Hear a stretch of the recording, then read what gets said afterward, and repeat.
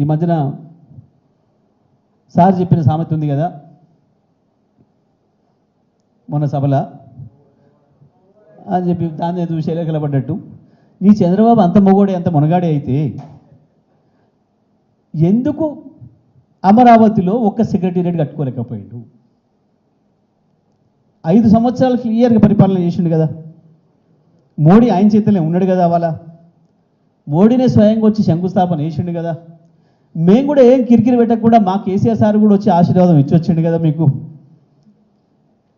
అయినా ఎందుకు ఒక్క బంగ్లా కట్టలేకపోయినావు?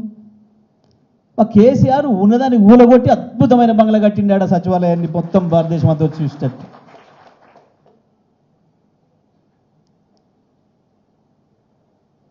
ఏది మీ మునగంతనం? మహామేధావులు ఇంత పొడుగు సర్టిఫికేట్ రాసుకుంటారు, వాళ్ళకి వాళ్ళే సంతకాలు పెట్టుకుంటారు, ఇట్లా బేషన్ భుజాలు కొట్టుకుంటారు వాళ్ళకి వాళ్ళే.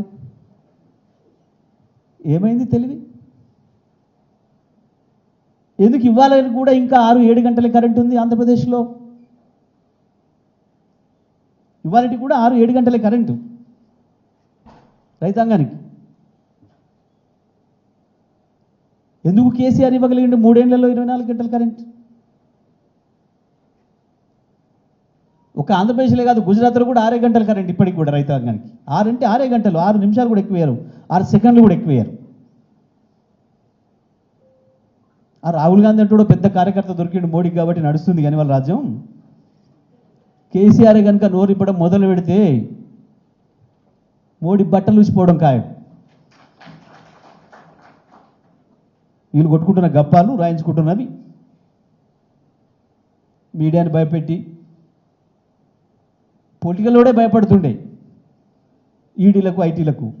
ఇక మీడియా హౌస్ వాడు భయపడా? వాళ్ళు చేసే పనులే అవాయి,